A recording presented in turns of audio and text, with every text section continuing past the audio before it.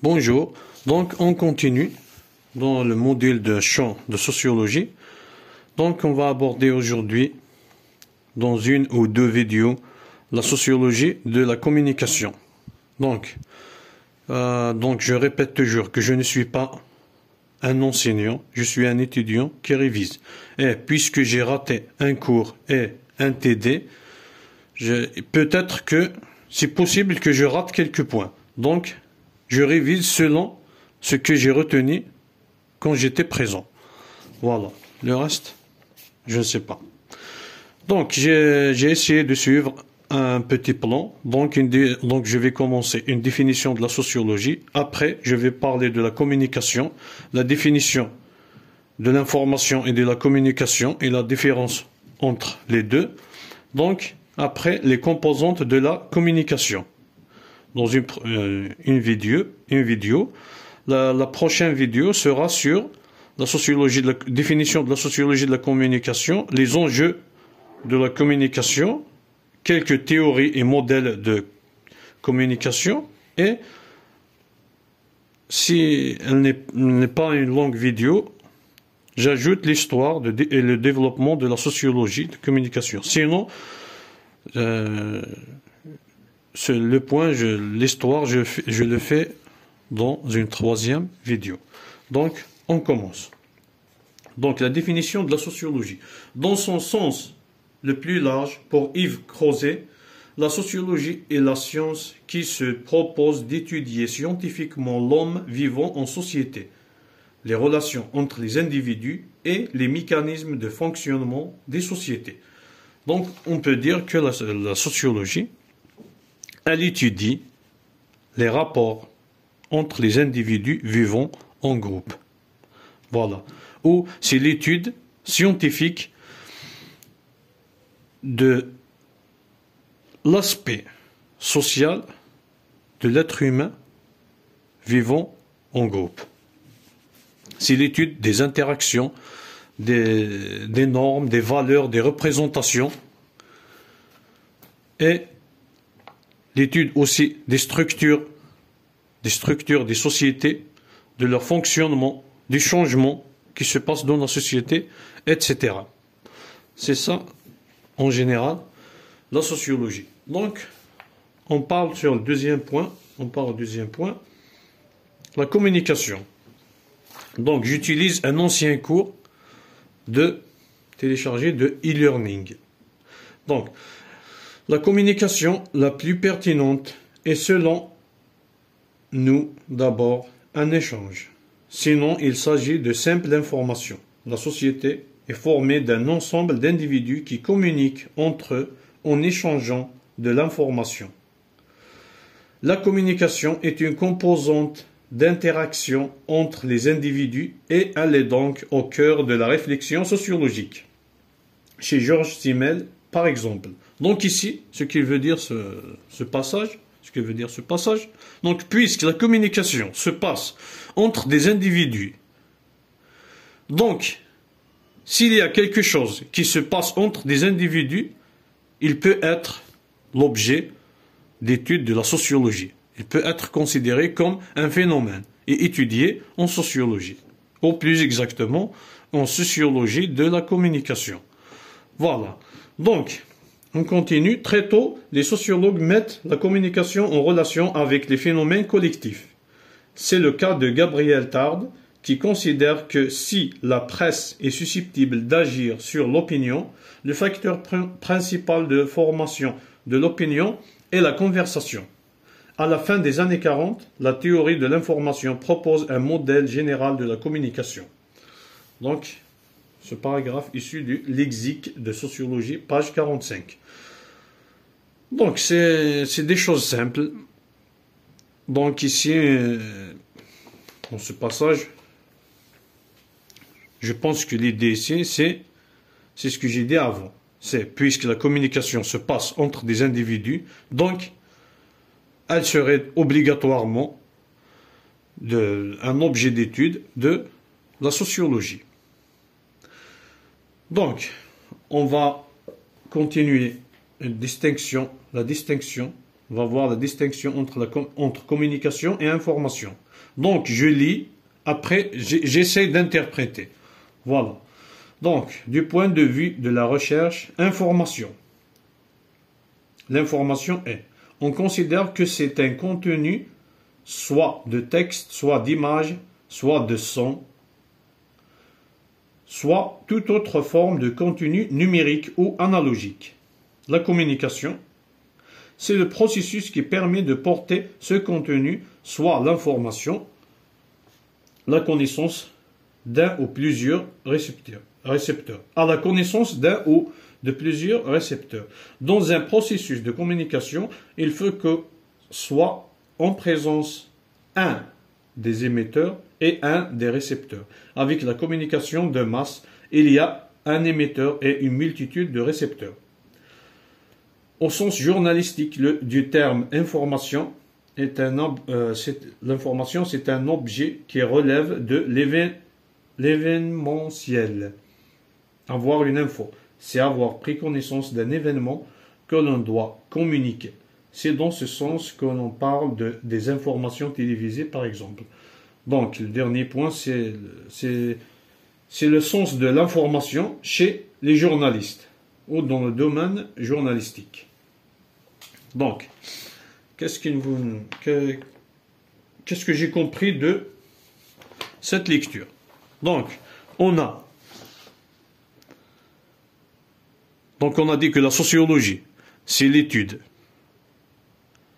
des interactions, l'étude du fonctionnement de la société, l'étude des valeurs, des normes dans une société, ou l'étude de l'aspect social des individus vivant en groupe. Voilà, l'étude scientifique. Donc on veut voir la différence entre l'information et la communication. Donc le prof aussi a parlé sur ça pendant le cours et le TD. L'information, c'est quoi? C'est le contenu. C'est le contenu de la conversation ou de la communication. C'est ce contenu, ce petit contenu qui est émis d'un individu à un autre. Donc l'information peut exister seule. Une information peut exister seule. Voilà. Je peux dire, voilà. Cette vidéo, c'est une information. C'est un contenu. Je peux le laisser dans mon portable. C'est une information seule. Je peux dire que c'est un contenu, c'est une information. Une fois, je partage ou je communique cette information à un autre individu, là, on parle de communication. Donc la communication, c'est au minimum un émetteur et un récepteur et un échange de contenu. Il y a un contenu qui est échangé. Donc l'action d'échange de contenu, c'est la communication. Le contenu, c'est l'information. Donc l'information peut exister seule. C'est une information, point. Elle est quelque part, chez une personne, je ne sais pas. Mais la communication ne peut pas exister seule. Donc, on ne peut pas dire qu'un individu communique seul. Communication, au minimum, il faut un récepteur au minimum, un émetteur au minimum, un récepteur au minimum et un contenu qui est échangé. Dès que l'opération d'échange est effectuée, dès que le message part ou est échangé, c'est la communication. On parle de communication. Voilà, normalement, c'est ça. Donc, je vais vous laisser un lien ou deux sur celui qui veut approfondir, pour celui qui veut approfondir. Donc, on est toujours on essaie de savoir c'est quoi la communication. Après, on va atteindre le point de sociologie de la communication. Et entre guillemets, à mon avis, je pense qu'il y aura une question sur ce thème. Parce que j'ai remarqué que la prof a insisté beaucoup plus sur l'explication de la communication. Je ne sais pas, mais j'ai un doute que ça va être une question principale, ça va être sur la sociologie de... Je ne sais pas, mais j'ai un doute. De toute façon, je vais réviser en premier lieu la sociologie de la communication. L'essentiel. On part au troisième point, les composantes de la communication. Bon, les composantes de la communication, il y a 5 composantes principales. Voilà. Qu'on trouve dans toutes les théories et les modèles de communication. Mais chaque théoricien ou chaque chercheur, à part ces 5 qu'on va citer, ces cinq composantes de la communication qu'on va citer, il a ajouté quelque chose, une autre composante. Voilà, il a ajouté par exemple une autre composante. À titre d'exemple, comme donc Shannon et Weaver, qui ont ajouté une composante qui s'appelle le bruit. Selon Shannon et Weaver, donc ce bruit influence l'opération de communication. Donc, ils l'ont ajouté. Mais ici, on va voir les 5 principales composantes de la communication. Après, dans notre vidéo, on va essayer d'ajouter quelques composantes et qui les a ajoutées, qui sont les chercheurs qui ont ajouté d'autres composantes.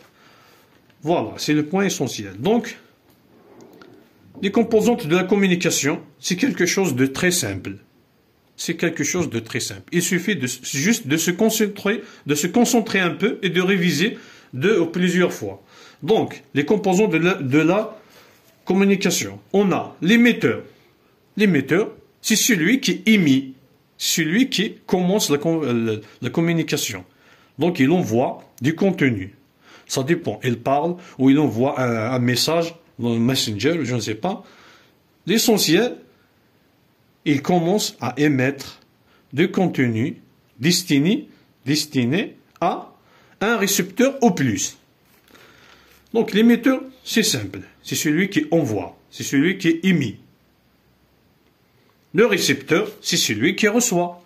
C'est celui qui attend ce contenu en vue de comprendre quelque chose où il a un but. Les buts, on va les voir dans les enjeux de communication.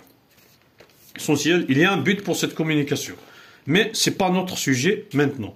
Maintenant, on parle des composantes de la communication. Donc, on a dit, il y a l'émetteur, celui qui émet ou celui qui commence cette communication, il envoie du contenu.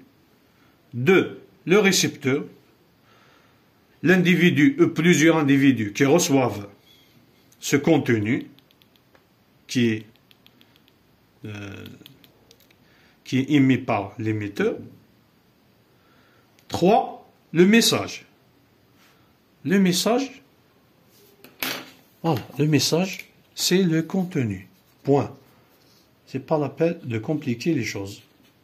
C'est quelque chose de simple. Et je pense qu'il y aura une question sur ça. Je ne sais pas, mais c'est un pressentiment. Je ne sais pas. Peut-être vrai, peut-être faux. Mais l'essentiel, c'est ce que je vais réviser. Et on va voir après comment. Donc on a dit l'émetteur, celui qui émet, le récepteur, celui qui reçoit le message. Le message, c'est le contenu, peut être l'information, on peut dire que c'est l'information. 4, le canal. Le canal, c'est quoi le canal? C'est le moyen qui fait circuler ce message. Le moyen peut être, à titre d'exemple, un téléphone. Donc le téléphone, donc soit le téléphone avec le fil, soit le téléphone qu'on utilise maintenant. Donc c'est un moyen qui fait circuler le contenu entre un émetteur et un récepteur. Donc on l'appelle le canal. Voilà. Donc on peut dire aussi que c'est un moyen ou c'est un support. Voilà, c'est un support, c'est un moyen qui véhicule l'information entre l'émetteur et le récepteur. Un autre exemple, une lettre. Une lettre, par exemple, envoyée. Une lettre écrite, envoyée de l'émetteur vers le récepteur. Donc le canal, c'est quoi? C'est la lettre et l'écriture qui est sur la lettre. Ça, c'est un canal. C'est un support que l'émetteur donne au récepteur pour faire circuler l'information. Donc on a un exemple du téléphone, on a l'exemple de une feuille, une lettre. Voilà. Donc on a parlé de l'émetteur, le récepteur, le message, le canal. Donc le cinquième point, c'est le code. Le code, donc ce message. C'est quoi le code? On peut dire que c'est la langue utilisée pour faire circuler le message. Donc le message, ou le contenu, ou l'information, c'est une idée. C'est une idée qui peut être chez cet émetteur. Donc pour envoyer par exemple ce message à ce récepteur, il doit faire quoi? Il doit la transformer en un code. Ce code, c'est quoi? Par exemple, c'est la langue française.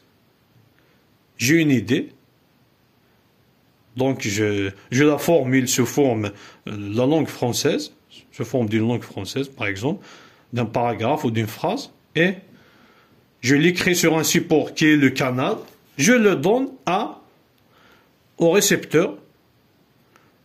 Pourquoi? Pour qu'il comprenne mon idée. Voilà, c'est ça. C'est donc plus simple que ça. Le code, si on peut dire que c'est les signes, c'est la langue utilisée. Peut être la langue française, la langue arabe, ou peut être les signes qu'utilisent les sourds muets. Les sourds muets. Donc les signes, langage par les signes. Peut être aussi un code. Ou peut être aussi le code, j'ai oublié, le code Morse. Le code qu'ils utilisent dans la marine. Voilà, ce genre de code peut aussi être les signaux lumineux. Voilà, les signaux lumineux aussi peut être un code. Le signal lumineux, par exemple, de détresse. Je me souviens pas. Donc c'est 3 rapides, 3 flashs avec je sais pas, avec une lampe ou quoi, avec 3 flashs qui ont un espacement de temps. Voilà, c'est des choses que les marins apprennent. En tout cas, c'est un code aussi. C'est un code. Pourquoi? Parce qu'il y a un émetteur qui est en détresse, par exemple. Voilà, il est en détresse. Il veut envoyer à un récepteur. Aidez-moi.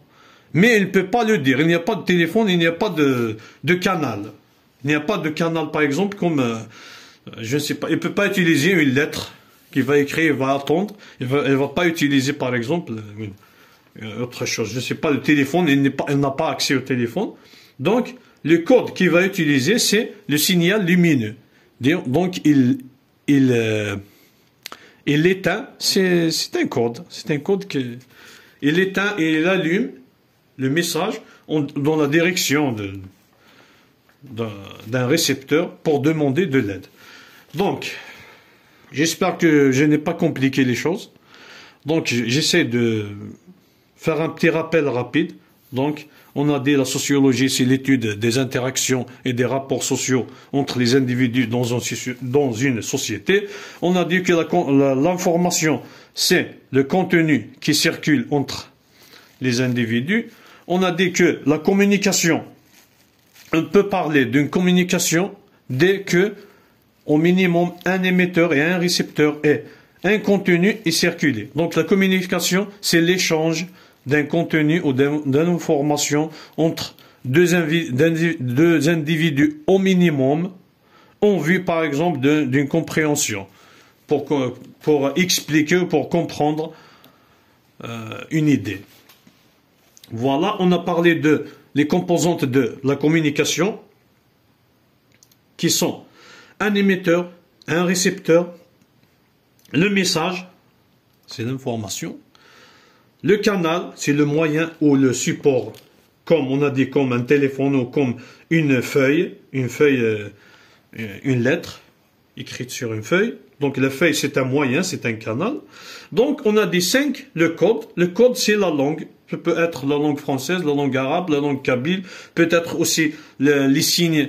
On a dit comme exemple les signes qu'utilisent les sourds-muets. On a dit aussi que peut être le code Morse de détresse ou celui qui est dans ce sens. On peut dire aussi que peut être le signal lumineux, l'allumage et l'extinction d'un projecteur, je ne sais pas, en vue d'envoyer un message. Voilà. Donc, la suite dans la prochaine vidéo, Inch'Allah. Bon courage.